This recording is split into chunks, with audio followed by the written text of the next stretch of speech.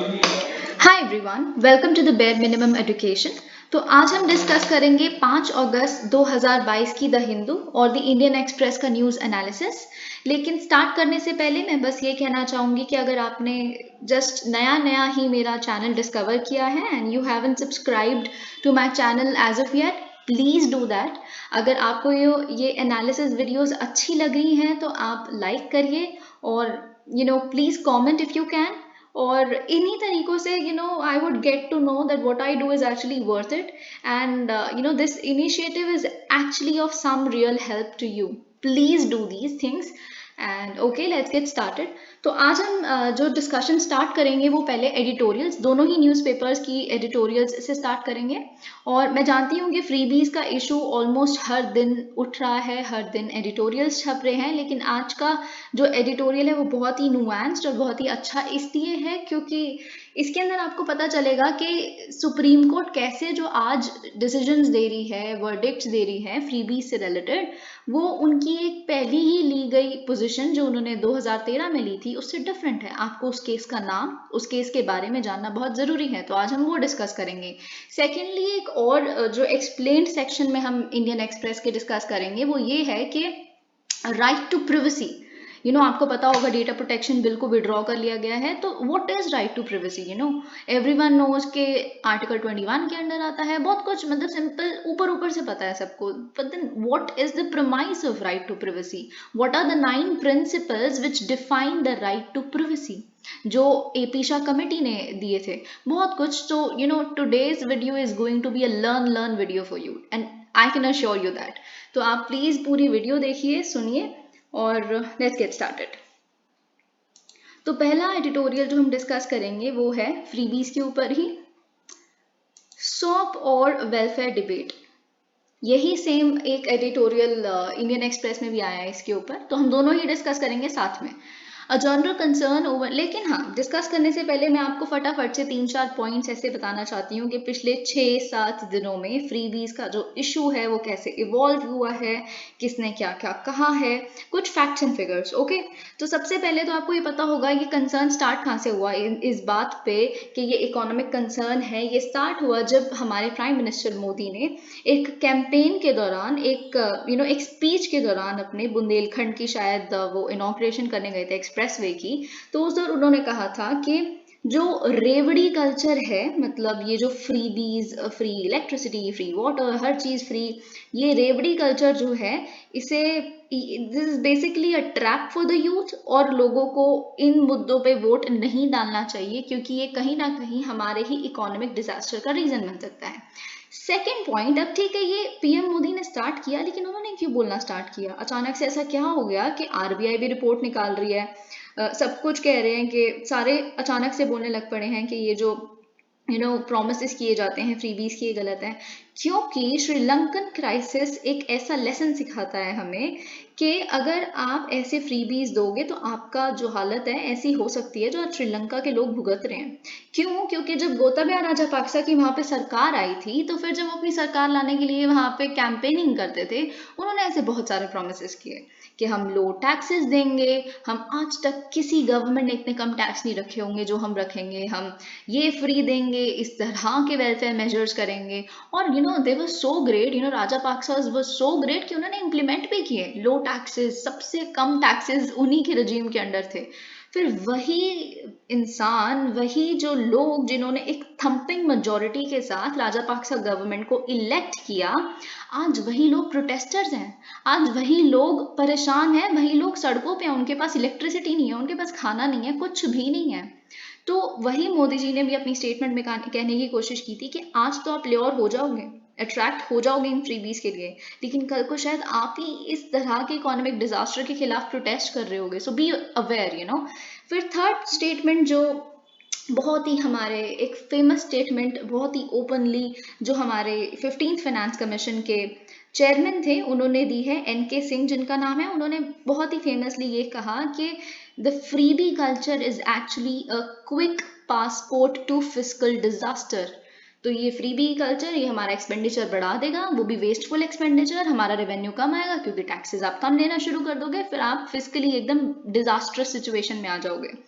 फिर चौथा पॉइंट जो आपको पता होना चाहिए कि सुप्रीम कोर्ट ने अभी 2-3 दिन पहले ही ये सेंट्रल गवर्नमेंट को बोला था कि आप ऐसा करिए, आप ना फिनेंस कमीशन को रेफर करिए। आप फिनेंस कमीशन से पूछिए कि क्या ऐसे मेजर्स लिए जा सकते हैं जो इस तरह की वेस्टफुल एक्सपेंडिचर को रोक सके, क्या किया जा सकता है। फिर अब आपने परसों देखा होगा सुप्रीम कोर्ट ने खुद नहीं बोल दिया, परसों या कल, हाँ, कि हम एक पैनल बना रहे हैं, एक पैनल बनाएंगे हम जिसके अंदर सारी पॉलिटिकल पार्टीज और लॉ कमीशन वगैरह होंगे और वो अपनी सजेशंस देंगे, रिकमेंडेशंस देंगे कि इसको कैसे कर्ब किया जा सकता है freebie culture.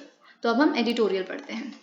A general concern over freebies pushing the economy to ruin or unviable pre-election promises adversely affecting the informed. Okay, सबसे बड़ा कंसर्न ये है कि एक तो जब आप ऐसे तरह के प्रोमिसेस करते हो तो इकोनॉमी रुइन हो सकती है, जैसे मैंने अभी श्रीलंकन क्राइसिस का एग्जांपल दिया। दूसरा ये होता है कि जो इन्फॉर्म्ड डिसीजन मेकिंग है, जब एक वोटर एक कैंपेन को अटेंड करता है तो फिर आप ऐसे तरह के उन्हें प्रोमिसेस दे के उनका जो डिसीजन मेकिंग किन्हीं और मुद्दों पे हो सकता था, शायद हॉस्पिटल बनने पे हो सकता था, या फिर शायद एजुकेशन पे हो सकता था, या फिर किसी भी जो हमारे देश की नीड है, जो शायद उन लोगों की खुद की नीड है, उन मुद्दों के बजाय ये फ्री ये मिलेगा, फ्री वो मिलेगा, इन चीज़ों पे उनका ध्यान चला जाता है, तो उनकी जो डिसीजन मेकिंग है वो अनइन्फॉर्म्ड हो जाती है। However few will disagree that what constitutes alright. लेकिन हाँ, सबको ये बात पता है कि क्या फ्रीबीज हैं, क्या वेलफेयर मेजर्स हैं। फ्रीबीज और वेलफेयर मेजर्स में दोनों में डिफरेंस क्या है, ये तो पॉलिटिकली सब्जेक्टिव है ना। कोई पॉलिटिकल पार्टी किसी चीज़ को वेलफेयर मानेंगी और किसी चीज़ को रेवड़ी मानेंगी। फिर वैसे ही कहीं स्टेट्स ऐसी हैं जहाँ पे किसी और चीज़ की ज़रूरत है और दूसरी स्टेट में किसी और चीज़ की, तो दूसरी स्टेट पहले वाली स्टेट को कहेगी वो तो रेवड़ियाँ बांट रहे हैं, लेकिन दूसरी वो पहले वाली कहेंगी नहीं, ये तो हमारी नीड है स्टेट की, we are actually working on the welfare measure. तो ये सब कुछ बहुत ही पॉलिटिकली सब्जेक्टिव है।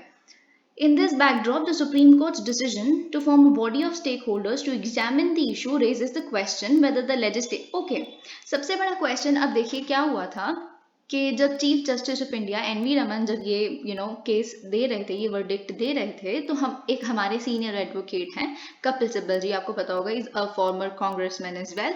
तो उन्होंने ये चीज़ बोली कि सर इलेक्शन कमीशन के बजाय ना आपको पार्लियामेंट का रूट सजेस्ट करना चाहिए कि पार्लियामेंट पे इस पे डिस्कशन होना बहुत ज़रूरी है। Legislature has to be a part of it कि क्या इसका सोल्यूशन है। तो चीफ जस्टिस ऑफ जो हमारे इंडिया है, उन्होंने ये कहा कि मतलब आपको ये बात पता होनी चाहिए कि कोई भी पॉलिटिकल पार्टी ऐसी नहीं होगी जो इस तरह के प्रोमिसेस देने को रोकना चाहेगी, क्योंकि हर पॉलिटिकल पार्टी को इलेक्शन जीतने हैं और कोई एक सिंगल पॉलिटिकल पार्टी ऐसी नहीं है जो इस पर डिस्कशन करने के लिए तरीके से तैयार भी होगी। सब अपनी अपनी बातें बोलते रहेंगे, तो parliament is not the correct route. So what we do is what we are doing is completely okay, और यही एक एप्रोप्रिएट सोल्यूशन है। और फिर उन्होंने एक बॉडी बना ली कि इसमें सारे स्टेक होल्डर्स होंगे जो एग्जामिन करेंगे इस इशू को, और लेजिस्लेचर को हम बाईपास करेंगे। ठीक है, the chief justice of India N V Raman heading a bench hearing a petition filed in public interest against the distribution. Okay, देखिए, और चीफ जस्टिस ऑफ इंडिया ने क्या किया एक्चुअली, ये जो पैनल बनाया है, चीफ जस्टिस जो है या फिर जो सुप्रीम कोर्ट है, वो खुद गाइडलाइंस नहीं देंगी कि फ्रीबीज को कैसे रोका जा सकता है। इस पैनल में सबकी सुनवाई होगी। नीति आयोग किस तरह की सजेशंस लेके आता है, फिनेंस कमीशन किस तरह की सजेशंस देते हैं, सारी पॉलिटिकल पार्टीज मिलकर क्या सजेशन देती है, लॉ कमीशन, आरबीआई, ये सब जो सजेशंस देंगे, ये सारी सजेशंस इकट्ठे करके क्या होगा, इलेक्शन कमीशन ऑफ इंडिया या फिर गवर्नमेंट, मतलब सेंट्रल गवर्नमेंट को ये सारी रिपोर्ट कंपाइल करके उन्हें दे दी जाएगी। तो बेसिकली एक तरह की ये सजेशन ही होगी, कोई गाइडलाइन सुप्रीम कोर्ट खुद नहीं प्रोवाइड कर रहे कि आप ये करो इसको कर्व करने के लिए, बल्कि यही सब मिलके जो रिपोर्ट कंपाइल करेंगे वो सेंटर या फिर इलेक्शन कमीशन को दी जाएगी। अ सजेशन दैट पार्लियामेंट को discuss this issue was met. हाँ, वही जैसे मैंने भी बताया कि जब कपिल सिब्बल जी ने बोला तो उन्होंने बिल्कुल मना कर दिया। और फिर ओके, हाँ, फिर कपिल सिब्बल जी ने ये भी बोला कि अच्छा ठीक है, फिर आप इलेक्शन कमीशन के बारे में कह रहे हो, तो आप इलेक्शन कमीशन को ऐसे बोलो कि आप एक मॉडल मैनिफेस्टो तैयार कर दें। मॉडल मैनिफेस्टो तैयार कर दें कि अच्छा आप अपने जब कैंपेन प्रोमिसेस होते हैं अपने मैनिफेस्टो में आप सिर्फ इन्हीं फॉर्मेट में चीज़ें बोल सकते हो, आप ऐसे वेस्टफुल से प्रोमिसेस नहीं कर सकते। तो जो सुप्रीम कोर्ट का बेंच था उन्होंने इसको भी बिल्कुल खारिज कर दिया। कहती है तो मॉडल मैनिफेस्टो ये तो आपको पता है फॉर्मेलिटी होती है, स्पीचें तो कैसी भी दी जाती हैं आपको, तो ये तो सबको पता है। मॉडल कोड ऑफ कंडक्ट कितना ही वॉयलेट किया जाता है, मॉडल मैनिफेस्टोज कितने ही वॉयलेट किए जाते हैं, रूल्स हैं क्या और रियलिटी क्या है उनकी। तो ये सुप्रीम कोर्ट ने बिल्कुल मना कर दिया। द कोर्ट कंसर्न वो populist measure seem to resonate with the government too. और जो कोर्ट का जो डिसीजन आया ऑफ कोर्स ये पीएम मोदी के स्टेटमेंट के प्रमाइस पे ही आया है, और स्पेशली फिर सॉलिसिटर जनरल जो हैं हमारे सेंट्रल गवर्नमेंट के, उन्होंने ये भी बोला था बेंच में, उन्हीं से सहमति है, बेसिकली गवर्नमेंट से ही सहमति है सुप्रीम कोर्ट की, कि जो वोटर का डिसीजन मेकिंग है वो इन्फॉर्म्ड नहीं हो पाता अगर इन तरह के फ्रीबीज दी जाते हैं कैंपेन के दौरान। फिर उन्होंने ये बोला कि हाँ वही कि इकोनॉमिक डिजास्टर हो सकता है। अब हम मेन मुद्दे पे आते हैं जो मुझे डिस्कस करना है, वो ये है कि सुप्रीम कोर्ट ने अपने 2000 के एक जजमेंट में, जिसका नाम है S Subramaniam Balaji versus government of Tamil Nadu, इसमें इसी क्वेश्चन को एड्रेस किया था, ठीक है। और उन्होंने ये पोजीशन ली थी कि ये जो फ्रीबीज वाला इशू है ये तो लॉ और पॉलिसी का इशू है, ये तो मतलब it should come from the legislature because it's a law and policy issue. तो आप समझ रहे हैं ना कि how the stand has actually gotten upturn, मतलब एकदम ऑन इट्स हेड हो गया, बिल्कुल ही अलग हो गया आज। Further, it upheld the distribution of television sets और consumer goods, और उस टाइम पे सुप्रीम कोर्ट ने ये भी अपहोल्ड किया था कि जो कंज्यूमर गुड्स हैं जो विमेन को, फार्मर्स को, पुअर लॉट को, वल्नरेबल सेक्शंस को बिल्कुल जो दिए जाते हैं सही है, इसमें कुछ गलत नहीं है, बल्कि ये तो डायरेक्टिव प्रिंसिपल्स के तहत ही है। डायरेक्टिव प्रिंसिपल्स को और स्ट्रेंथन करते हैं ऐसे मेजर्स, तो they are welfare measures, they are not freebies. And as long as the public funds were spent based on appropriations cleared by the legislature, they could neither be declared illegal। और जब तक इन तरह की appropriation, इस तरह की जो spending है वो लेजिस्लेचर, चाहे वो स्टेट का लेजिस्लेचर हो चाहे वो सेंट्रल लेजिस्लेचर हो, मतलब पार्लियामेंट हो, इनके द्वारा इनकी जो फंडिंग है जब तक एप्रोप्रिएट की जाती है तब तक ना ही इन तरह के एक्सपेंडिचर को इलीगल कहा जा सकता है और ना ही इन तरह की प्रोमिसेस को करप्ट कहा जा सकता है। लेकिन ठीक है, उस टाइम पे सुप्रीम कोर्ट ने ये तो कहा, लेकिन एक और चीज़ की, उन्होंने ईसीआई यानी कि इलेक्शन कमीशन ऑफ इंडिया को डायरेक्ट किया कि आप ऐसा करिए, आप कुछ गाइडलाइंस फ्रेम करिए, ठीक है, ताकि जो मैनिफेस्टोज हैं बहुत सारी पॉलिटिकल पार्टीज के जो अपने कैंपेन दौरान वो ऐसे निकालते हैं, पब्लिश करते हैं, उसका जो कंटेंट है ना वो रेगुलेट करो, आपके वो ऐसे तरह के प्रोमिसेस या कुछ भी अनशंट ना लिख दें, तो आप ऐसा करो, गाइडलाइंस बनाओ। तो फिर ईसीआई ने भी क्या किया था, अपने मॉडल कोड ऑफ कंडक्ट में एक ऐसी स्टिपुलेशन को मेंशन किया था कि पॉलिटिकल पार्टीज को इन तरह के प्रोमिसेस अवॉइड करने चाहिए जो इलेक्शन प्रोसेस की प्योरिटी को ख़त्म करते हैं, मेंटेन नहीं करते और एक अनड्यू सा इन्फ्लुएंस लेके आते हैं वोटर्स के माइंड पे। It added that only promises which were possible to be fulfilled। और फिर इस ECI के गाइडलाइन ने ये भी मतलब कहा कि जो इन तरह के प्रोमिसेस होते हैं ये हाँ सिर्फ उन तरह के प्रोमिसेस किए जाने चाहिए, ईसीआई ने ये कहा, जिन्हें एक्चुअली फुलफिल भी किया जा सकता है ना। आप कुछ भी मत बोलो जो फुलफिल ही नहीं की जा सकती आप, और जब आप ये कह रहे हो कुछ प्रोमिसेस करते हो, आप ये भी बताओ कि इस प्रॉमिस का, इस वेलफेयर मेजर का हमारा रैशनल क्यों है, हम क्यों लेके आ रहे हैं, क्यों ज़रूरी है ऐसा स्टेप लेना। फिर आप ये भी बताओ कि अच्छा इसका फंडिंग का मीन्स क्या होगा, किस तरह से हम इसको फंड करेंगे, कहाँ से हमारे पास पैसा आएगा इस तरह के वेलफेयर मेजर को फंड करने का। तो ऐसा पॉलिटिकल पार्टीज को गाइडलाइन दी गई थी ईसीआई द्वारा। और any further steps such as distinguishing welfare measures from populist soaps or pre-election inducements are adding to the obligations of fiscal responsibility। और फिर उस टाइम पे भी एसीआई ने, और आज भी ये एडिटोरियल भी यही कहता है, उन्होंने भी ये अग्री किया था, इससे बाहर फिर जो भी जैसे किन तरह की पॉलिसीज को वेलफेयर मेजर कहा जा सकता है और किन तरह को पॉपुलिस्ट सॉप्स कहा जा सकता है या फिर इलेक्शन इंड्यूसमेंट्स, ये तो मतलब लेजिस्लेटर डिसाइड करेगा। कौन सी ऑब्लिगेशंस हर पॉलिटिकल पार्टी अगर वो पावर में आ जाती है उन पर लगेंगी ताकि वो अपनी फिस्कल रिस्पॉन्सिबिलिटी को, एक्सपेंडिचर और रेवेन्यू के बैलेंस को मेंटेन कर सके, फिस्कल प्रूडेंस को मेंटेन कर सके, ये भी लेजिस्लेटर डिसाइड करेगा, हम थोड़े ना होते हैं। जैसे FRBM एक्ट है 2003 का, तो ये लेजिस्लेचर से ही आया है ना फिस्कल प्रूडेंस को मेंटेन करने का। ये इलेक्शन कमीशन कैसे बता देगी कि आप फिस्क, वो तो it is not even trained in that, it is not even a specialist in that field, है ना। वो कैसे बता सकती है कि फिस्कल प्रूडेंस कैसे मेंटेन की जाएगी? ये तो पार्लियामेंटेरियंस, ये तो लॉ मेकर्स को पता है और एक्सपर्ट्स को पता है। तो फिर वही that politicians invariably back freebie should be no reason. और इस एडिटोरियल ने यही कहा है कि पॉलिटिशियंस जो हैं, जो सारी पॉलिटिकल पार्टीज हैं, फ्रीबीज को बैक करती हैं, जैसा कि एनवी रमन जी ने कहा कि इसीलिए पार्लियामेंट में तो मतलब ही नहीं है कोई डिस्कस करने का। ये एक सही रीजन नहीं है पार्लियामेंट को बाईपास करने का, क्योंकि जो अथॉरिटी है, ठीक है, आप एक बात सोचिए, सुप्रीम कोर्ट का ये जो पैनल है सजेशन दे देगा, रिकमेंडेशन दे देगा, फिर क्या करेगी? अब सीधा सेंटर को अगर उन्होंने वो सबमिट कर दिया तो सेंटर ज्यादा से ज्यादा क्या कर देगी? वो अपना अपने ही, फिर वो तो जो सेंटर पे तो एक पॉलिटिकल पार्टी है ना, उन्हीं की पॉलिटिकल पार्टी को जो थोड़ा बहुत सही लगेगा वो उन तरीके के मेजर्स ले आएंगे। अगर इलेक्शन कमीशन को रिपोर्ट सबमिट करती है, वो क्या कर देगी? ज्यादा से ज्यादा मॉडल कोड ऑफ कंडक्ट जैसा कुछ ले आएगी। और आपको पता है मॉडल कोड ऑफ कंडक्ट तो कितना ही वायलेट किया जा सकता है, कितना आज के टाइम पे क्या क्या रूल्स हैं, तो कुछ भी फॉलो नहीं होते, फिर उससे क्या हो जाएगा? कुछ भी नहीं होगा। लेकिन जब एक लॉ आएगा पार्लियामेंट के थ्रू, ऑब्वियसली कुछ पेनल्टी आएगी साथ में, कुछ तरह की इम्प्रिजनमेंट आएगी साथ में, कुछ तरह का एक रिस्पॉन्सिबिलिटी, एक अकाउंटेबिलिटी आएगी, जिसे आप लॉ को थोड़ा तोड़ सकते हो। You can not go against a law. तो bypassing parliament is not a solution. So this editorial says that here supreme court is actually getting wronged. अब हम देखते हैं, इंडियन एक्सप्रेस में ही इसका एक आर्टिकल आया है, ठीक है, माई सब्सिडी योर रेवड़ी। ओके, ये बहुत ही अच्छा आर्टिकल है। मतलब किसी के लिए जो सब्सिडी है वो किसी और के लिए रेवड़ी लग सकती है। तो कैसे आपको भी समझ आ जाएगा कि ये टाइटल कैसे जस्टिफाई होता है। Whatever they may be called, subsidies, freebies or रेवड़ी, the debate is being framed by juxtaposing the Narendra Modi government's model of new welfareism, all right, against the provision of services।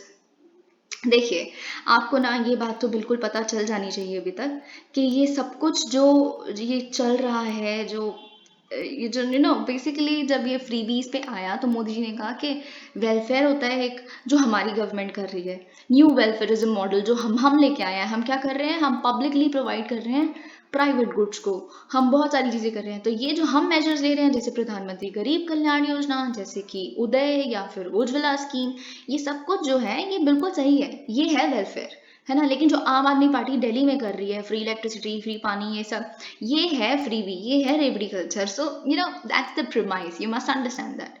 सो यही एनके सिंह जी ने भी कहीं ना कहीं, N K Singh आपको पता है कि एक बीजेपी पर्सन ही रह चुके हैं, तो उनका जो है वो थोड़ा सा टिल्टेड तो होना ही है। लेकिन मैं कहीं भी सपोर्ट नहीं कर रही, obviously it is a very serious issue, the policy maker should understand it at the earliest possible time.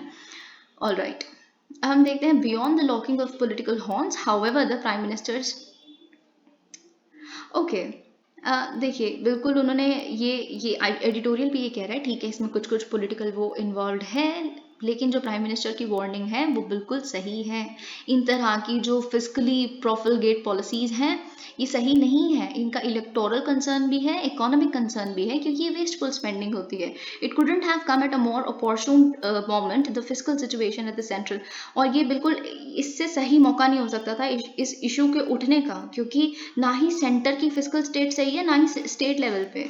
तो आपको मैं इनफैक्ट ये बात बता दूं कि आरबीआई ने जो रिपोर्ट लेके आए थे वो शायद फरवरी में, तब थोड़ा थोड़ा जो श्रीलंका का क्राइसिस है वो डेवलप होना स्टार्ट ही हुआ था। तो उस रिपोर्ट में बिल्कुल साफ ये मेंशन्ड है कि पंजाब, कई स्टेट्स का नाम मेंशन है कि पंजाब तो इनफैक्ट उसकी जो हालत होने वाली है, अगर यही कल्चर चलता रहा तो उनका जो हालत होगी वो श्रीलंका से भी बदतर होगी। ऐसे ही तमिलनाडु के बारे में उन्होंने कुछ कुछ कहा था, ऐसे ही महाराष्ट्र के बारे में कुछ कुछ कहा था। सो क्योंकि डेट टू जीडीपी रेशियो अगर ज्यादा हो जाएगी तो हाउ विल यू पे बैक। तो ये आरबीआई की इस रिपोर्ट ने भी काफी मेंशन किया था। तो the debate however calls for disentangling of several issues, what is a freebie, is it different from a subsidy. अब वही था, लेकिन ये जो डिबेट है आपको कई चीजों को डिफरेंशिएट भी तो करना पड़ेगा। फ्रीबी क्या होती है, सब्सिडी क्या होती है, क्या बुरी सब्सिडी भी होती है या और अच्छी सब्सिडी भी होती है, और कौन डिसाइड करता है ये कि अच्छी सब्सिडी कौन सी है और बुरी सब्सिडी कौन सी है। The fact is different sections of society require different kinds of support, जैसा कि ये टाइटल कहता है। फैक्ट ये है कि different different sections of society को डिफरेंट डिफरेंट तरीके का सपोर्ट चाहिए। अगर किसी को कहीं जगह पे बहुत ज़्यादा ट्राइबल पॉपुलेशन है तो वहाँ पे माल न्यूट्रिशन भी बहुत ज़्यादा है, उन तरह के लोगों को B12 की कमी है, तो उनके खाने में B12 का होना, फ्री वो चीज़ प्रोवाइड करना, उस तरीके के खाने की ज़रूरत है। लेकिन कई जगह पे जो ट्राइबल पॉपुलेशन है नहीं, वो तो वहाँ से बोली स्टेट कहेगी ये क्या दे रही हो फ्री में, ज़रूरत थोड़े ना होती है इन सब चीज़ों की, खुद कर लेंगे ये तो अगर हर सेक्शन के लिए अलग तरीके का सपोर्ट की ज़रूरत है। और इकोनॉमिक डेवलपमेंट भी डेफिनेटली हर स्टेट की वो होनी चाहिए। What may be deemed as necessary state support for the population in one state, वही जैसा मैंने ये भी समझाया, the power subsidy is extended by state governments. Alright, as a okay, यही जैसा मैंने बताया, एक आरबीआई की रिसेंट एक और रिपोर्ट थी जिसमें ये बोला था कि बहुत सारी पावर डिस्ट्रीब्यूशन जो कंपनीज है, जिन्हें हम डिस्कॉम्स कहते हैं, वो 18 स्टेट्स के 18 लार्ज स्टेट्स हैं, वो एकदम इतने लॉस में चल रही है कि वो उन्होंने इतना डेट लिया हुआ है अपने ऑब्लिगेशंस को फुलफिल करने में।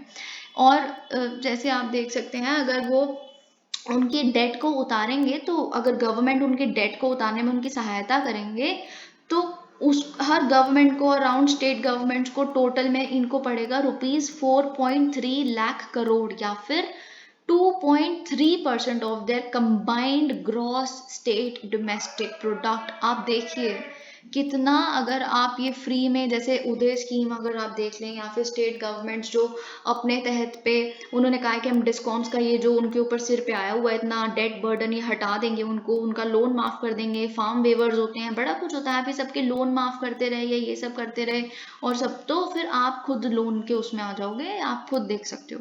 It is more than what union government, और ये जो मैंने अभी अमाउंट बताया, ये यूनियन गवर्नमेंट जितना हेल्थ, एजुकेशन, रूरल डेवलपमेंट पे स्पेंड करती है उससे कहीं ज़्यादा है। इनफैक्ट कई स्टेट जैसे तमिलनाडु, मध्य प्रदेश और राजस्थान, उनकी सिचुएशन तो बहुत ही ज़्यादा, बहुत ही वरीसम सिचुएशन में है। अगर वो इस मैग्नीट्यूड का बेल आउट, यानी कि लोन वेवर्स देने लगे डिस्कॉम्स को, फार्म लोन वेवर्स या बहुत सारे वेवर्स ऐसे देने लग पड़े, तो उनके पास तो बाकी चीज़ों के लिए फिजिकल स्पेस ही नहीं बचेगी। बाकी चीज़ों के लिए जहाँ अच्छी जगहों पे खर्च करने की, अच्छी तो वो भी है, देखो वो भी ज़रूरी है, लेकिन कहीं जो डेवलपमेंट करते हैं, कहीं तरह के इंफ्रास्ट्रक्चरल प्रोजेक्ट्स, वो तो निगलेक्ट कर दोगे ना, उनके लिए पैसा कहाँ से आएगा। और अल्टीमेटली देखिए, nothing comes free, no freebie is really free, है ना। अल्टीमेटली समवन हैज टू पे, है ना। अगर कोई गवर्नमेंट किसी को सब्सिडी भी दे रही है ना, कोई गवर्नमेंट अगर किसी को फ्रीबीज या कोई प्रोमिस भी कर रही है एक पर्टिकुलर सेक्शन ऑफ सोसाइटी को, तो वो किसी से लेके देगी। गवर्नमेंट के पास खुद का कोई पैसा नहीं है कि वो एक फंड लेके पैदा होती है गवर्नमेंट, जब भारत बना तो एक फंड दिया गया, वो ऐसा कुछ नहीं है। आप इनडायरेक्टली, जैसे मैं आपको एग्जांपल दे देती हूँ, ये एनके सिंह के एडिटोरियल जो मैंने एक बार डिस्कस किया था, उसमें उन्होंने ये मेंशन किया था कि जो आम आदमी पार्टी जो दिल्ली पे है, दिल्ली के लेवल पे है, वो क्या करते हैं कि इलेक्ट्रिसिटी, जो छोटी छोटी इंडस्ट्रीज है ना, जो यहाँ पे छोटी छोटी सी फैक्ट्रीज हैं, यहाँ पे बहुत स्मॉल लेवल पे आप देखेंगे कभी दिल्ली में, तो बहुत छोटे लेवल पे फैक्ट्रीज हैं, जो एक दो बंदे वहाँ पे काम करते हैं, तो ये जो फैक्ट्रीज हैं इनसे ज़्यादा लिया जाता है, और जो बाकी लॉट है उनको फ्री इलेक्ट्रिसिटी, उनसे ज़्यादा वो लेते हैं। बिल, आप बिल देखिए, बंद भी पड़ी रहेगी ना फैक्ट्री अगर 1 महीने के लिए, तो उनका मीटर चलता रहेगा और इतना बिल आ जाएगा। उनसे ज़्यादा बिल ले रहे हैं और दे किसको रहे हैं फ्री में, फिर उनके बदले बाकी लोगों को जिनको उन्होंने प्रॉमिस किया हुआ है। तो एक्चुअल में this is a Robin Hood kind of system, कि आप अमीरों से पैसा लेके, या अमीर क्या मतलब छोटे लेवल के भी जो लोग हैं उनसे पैसा लेके फिर आप दूसरों को दे रहे हो, तो because someone has to actually pay for a freebie. Freebie is not a free thing. Understandably political parties tend to be guided by, okay, तो यही कहा है कि शॉर्ट टर्म मोटिव्स जो होते हैं वो एक स्ट्रेटेजिक लॉन्ग टर्म विजन के ऊपर भारी पड़ जाते हैं हर पॉलिटिकल पार्टी के, क्योंकि सबको इलेक्शन जीतना है। Free provision of goods and services, ये पॉलिटिकल इंपेरेटिव होता है, मतलब ये देना पड़ता है। तो it comes at the expense of spending, वही जैसा मैंने भी बताया। In the end however these decisions are best left to the elected, वही इन्होंने भी कहा है कि ये एक्चुअल में इलेक्टेड रिप्रेजेंटेटिव्स यानी कि लेजिस्लेचर पे ही छोड़ा जाना चाहिए, ना ही इलेक्शन कमीशन, ना ही जुडिशरी इसमें कुछ कर सकती है, और उनको रेजिस्ट करना चाहिए rushing into the discursive space created by the prime minister by his intervention on the critical issue. जो पीएम मोदी ने कहा है, ज़रूरी नहीं है जुडिशरी इतना ज़्यादा प्रोएक्टिवली इस चीज़ में घुसना स्टार्ट कर दे, या फिर इलेक्शन कमीशन, ये पार्लियामेंट पे छोड़ा जाना चाहिए। ओके, अब हम पहले इंडियन एक्सप्रेस के ही सारे एडिटोरियल्स डिस्कस कर लेते हैं फटाफट से। Restoring balance, the visit of Maldives president, ठीक है, अब ये मालदीव्स के ऊपर एक एडिटोरियल है। इससे पहले मैं फटाफट से इंडिया मालदीव्स के रिलेशन डिस्कस करना चाहूँगी ताकि आपको एक अच्छा सा आइडिया हो जाए। ऑलराइट, तो मालदीव्स है क्या? मालदीव्स एक्चुअली एशिया की सबसे स्मॉलेस्ट कंट्री है और इसे एक स्मॉल आइलैंड डेवलपिंग स्टेट में भी कैटेगराइज किया गया है जिसे हम सिड्स कहते हैं। तो मालदीव्स एक्चुअली एक इट्स एन अक्यूमुलेशन और it's an Indian Ocean archipelago of 1192 islands. इन सबको मिला के, इन आइलैंड्स को मिला के ये मालदीव्स बनता है एक्चुअल में, और इन आइलैंड से पास करता है इक्वेटर। ठीक है, अब हमारे जो इंडिया मालदीव्स का रिलेशन है वो जहाँ से स्टार्ट हुआ, हम थोड़ा डिस्कस करना स्टार्ट करते हैं। 1988 की बात है। क्या हुआ कि वहाँ पे एक कू अंडरटेक किया गया आर्मी पर्सोनल द्वारा। किसके अगेंस्ट? वहाँ जो उस टाइम पे प्रेसिडेंट होते थे जिनका नाम था अब्दुल गयूम, उनके अगेंस्ट। तो इंडिया, देखिए, इंडिया यूजुअली हमेशा साइलेंट रहती है। अभी ताइवान के केस में भी आप देख रहे हैं India is very silent on the issue. ऐसे ही म्यांमार ने जो किया, India does not interfere in someone's political domestic political arena. India does not do that. लेकिन क्योंकि ये दिखाया जाता है कि इंडिया मालदीव्स का जो रिलेशन है वो थोड़ा स्पेशल है, तो इंडिया ने वहाँ पे हेल्प करने के लिए, वहाँ के लोगों का साथ देने के लिए पहली बार अपने यहाँ से, मतलब ठीक है 1971 बांग्लादेश की लड़ाई एक अलग बात है, लेकिन ऐसा हुआ था कि हमने अपने पैराट्रूपर्स, अपने नेवी वेसल्स वहाँ पे भेजे थे ताकि हम एक लेजिटिमेट लीडरशिप को रिस्टोर कर सकें, और इस ऑपरेशन का नाम था ऑपरेशन कैक्टस, और हम सफल भी हुए थे। फिर उसके बाद आपको ये पता होना जरूरी है कि हम एक जॉइंट मिलिट्री एक्सरसाइज कंडक्ट करते हैं जिसका नाम है एक कुवरन, मतलब एक जॉइंट मिलिट्री एक्सरसाइज है इंडिया और मालदीव्स के बीच में। फिर आप एक कॉपरेशन का एलिमेंट अगर देखना चाहें तो 2004 में जब सुनामी आई थी इंडियन ओशन में, तो हमने काफी बड़े स्तर पे उनको रेस्क्यू टीम्स भेजी थी, वहां पे बहुत सारा एड दिया था, बहुत कुछ दिया था वहां पे दोबारा से हमने। इनफैक्ट आपको याद होगा, अगर क्योंकि I belong to the lot, जो उस टाइम पे काफी हम स्कूल में होते थे, तो हमने पैसे इकट्ठे कर करके भी वहाँ पे डोनेशन कर करके सबने इकट्ठे करके वहाँ भेजे थे इंडियन ओशन वगैरह रीजन में। तो मालदीव्स, और आपको ये भी पता होगा कि कैसे स्पेशल है, क्योंकि जब हमारी वैक्सीन मैत्री इनिशिएटिव, जो कोविड-19 की हमने वैक्सीन बांटनी शुरू करती थी, तो उसका फर्स्ट बेनिफिशियरी, फर्स्ट कंट्री जिसको हमने भेजी थी वो भी मालदीव्स ही थी। और फिर आपको ये भी पता होगा एक मिशन है जो प्राइम मिनिस्टर मोदी की गवर्नमेंट है वो बहुत ही बोस्टफुली वो कहते हैं कि हम इस मिशन के वो हैं परपिचुएटर्स हैं, हम इस पर बिल्कुल बिलीव करते हैं। Mission Sagar, security and growth for all in the region, मतलब इंडियन ओशन के रीजन में एक India as a national security provider खड़ा रहेगा, सबकी सिक्योरिटी को प्रोवाइड करेगा, बाकी वहाँ पे छोटे छोटे जो आइलैंड्स हैं उनके लिए। फिर आपको ये पता होगा कि जो मालदीव्स की इकोनॉमी है वो ऑलमोस्ट कम्प्लीटली टूरिस्ट डिपेंडेंट है, और आपको तो पता है कि हमारे यहाँ से कितने सेलिब्रिटीज, हम जैसे नॉर्मल लोग जिनको घूमना बहुत पसंद है, सब के सब मालदीव्स कितना ही जाते हैं। इनफैक्ट सो मच सो कि जब इनकी इकोनॉमी कोविड-19 पे, तो जब इतना ट्रैवल बैन लग गया तो कहाँ, ये तो बिल्कुल खत्म होने वाले थे, लेकिन जैसे ही थोड़ा बहुत भी रिस्ट्रिक्शन लगती थी सब मालदीव चले जाते थे, है ना। तो फिर जो मालदीवियन प्रेसिडेंट हैं, जो इब्राहिम सोली जी, उन्होंने इनफैक्ट थैंक किया था, शायद 6-7 महीने पहले की बात है, कि the Indian tourist actually brought blues to our economy, so they thanked us। और फिर उसके बाद सबसे इम्पोर्टेंट चीज़ जो हमें डिस्कस करनी है हमारे रिलेशनशिप में, वो है ग्रेटर माले कनेक्टिविटी प्रोग्राम, ग्रेटर माले कनेक्टिविटी प्रोजेक्ट, GMCP। ये क्या है बेसिकली? ये इंडियन कंपनी है, एक एफकॉन्स इंडियन कंपनी ने एक कॉन्ट्रैक्ट साइन किया था कि वहाँ पे वो मालदीव्स में सबसे बड़ा लार्जेस्ट एवर इंफ्रास्ट्रक्चर प्रोजेक्ट बनाएंगे। देखिए ये सबसे बड़ा दो टर्म्स में है, एक तो इंडिया का सबसे बड़ा इंफ्रास्ट्रक्चर प्रोजेक्ट मालदीव्स में, और मालदीव्स का खुद का आज तक का सबसे बड़ा इंफ्रास्ट्रक्चर प्रोजेक्ट। तो ये एक 6.74 किलोमीटर लॉन्ग ब्रिज है और एक कॉजवे लिंक है, जो क्या करेगी, जो माले है यानी कि जो कैपिटल है उसकी मालदीव्स की, उसको कनेक्ट करेगी नेबरिंग आइलैंड से। कौन से? 3 नेबरिंग आइलैंड से, जिनका मैं 2 बार रिपीट करूंगी। एक तो विलिंगली, एक गुलीफालू और एक थीलाफूशी। Willingly, गुलीफालू and थीलाफूशी। ठीक है, तो इसके लिए, इस प्रोजेक्ट के लिए इंडिया ने $500 मिलियन का एक हमने वो दिया है, जिसमें से $100 मिलियन ग्रांट के रूप में, और जो $400 मिलियन है वो LOC यानी कि लाइन ऑफ क्रेडिट के रूप में। देखिए LOC ग्रांट नहीं होता, कभी भी ये मत समझिएगा। LOC एक सॉफ्ट लोन होता है। क्या करते हैं, लोन तो हमेशा हार्श ही होता है, loan with always, debt is always a burden, right. पर हम क्या करते हैं, उस बर्डन को सॉफ्टन करने की कोशिश करते हैं। कैसे, दो तरीके हो सकते हैं, या फिर दोनों साथ हो सकते हैं, या दोनों में से एक हो सकता है।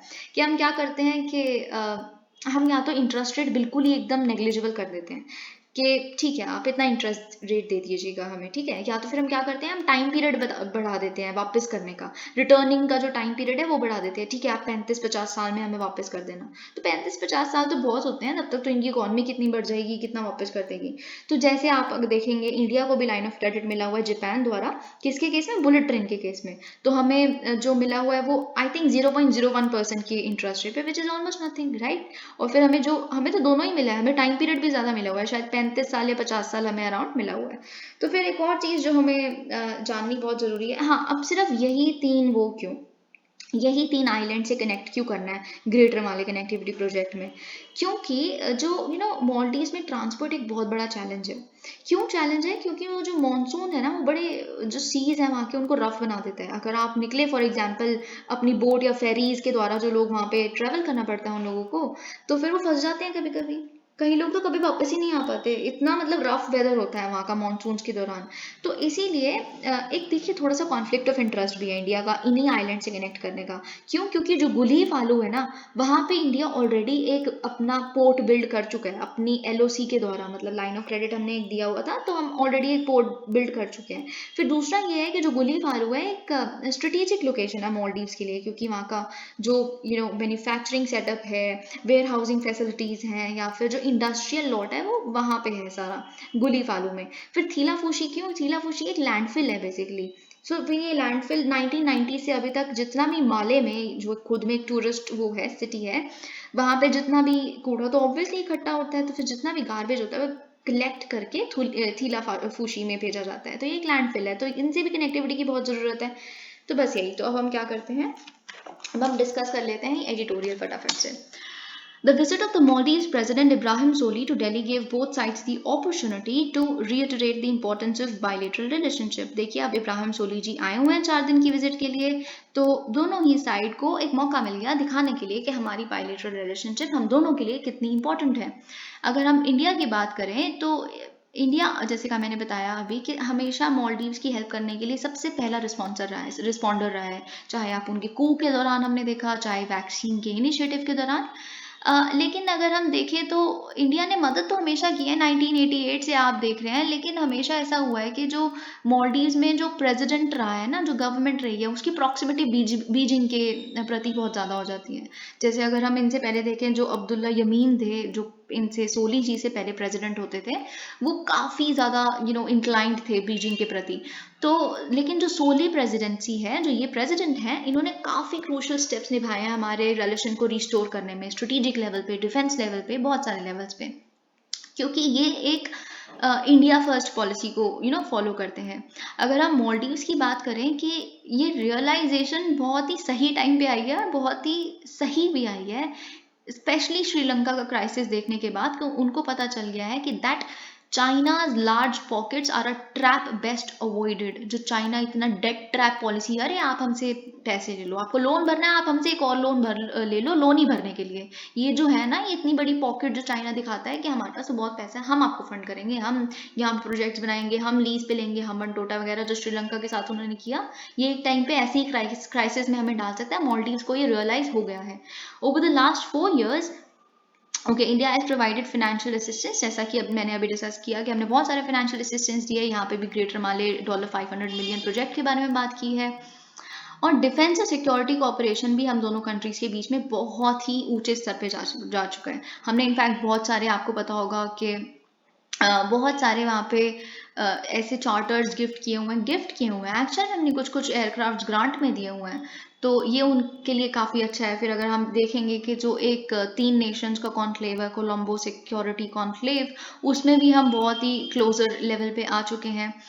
और द साइबर सिक्योर अब देखिए ये जो इस विजिट के दौरान जो एक साइबर सिक्योरिटी पैक्ट यानी कि अग्रीमेंट साइन किया गया है इंडिया और मालदीव्स के बीच में, तो ये कुछ कंसर्न्स को अंडरलाइन करता है। ये फैक्ट लाया ही क्यों गया? देखिए, जब इंडिया ने कहा कि हम बिल्कुल मालदीव्स के साथ खड़े रहेंगे कि उनकी साइबर सिक्योरिटी मेंटेन कर पाएं, और we are the security provider, do not worry, Maldives does not have to worry about anything. तो ऐसा क्यों है?